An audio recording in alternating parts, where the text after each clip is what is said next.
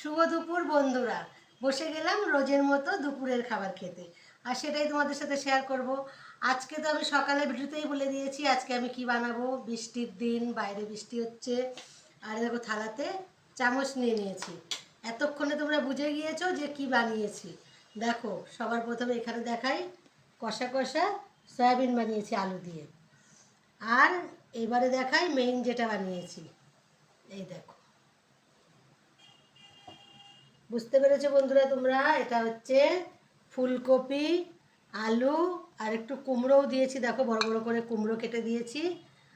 আর ঘি গরম মশলা দিয়ে এই খিচুড়িটা বানিয়েছি শুকনো শুকনো। আমরা আবার বেশি ঝোল ঝোল খিচুড়ি পছন্দ করি না, একটু শুকনো শুকনো। আর ওই সয়াবিন দিয়ে খেতে হবে। শুধু মুগ ডাল দিয়েছি এর মধ্যে। দেখতে কেমন লাগছে আমার খিচুড়িটা বন্ধুরা? তোমরা কমেন্টে একটু জানিও। এই দেখো বড় বড় করে ফুলকপি কেটে দিয়েছি। আর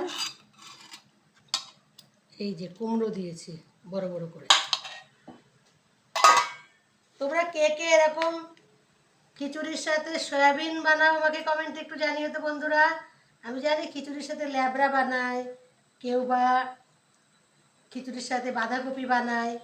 আমাদের ঘরে আবার আমাদের ছেলেরা এই সয়াবিন দিয়ে খিচুড়িটা পছন্দ করে। তো আজকে খিচুড়ি দিয়ে সয়াবিন খাওয়া হবে। চলো তাহলে খাওয়াটা শুরু করি।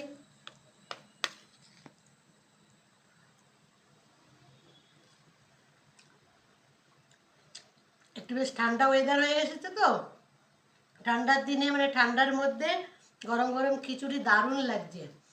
তাহলে বন্ধুরা তোমাদের কার কার বাড়ি এই বৃষ্টিতে খিচুড়ি হচ্ছে আমাকে কমেন্টে জানিও।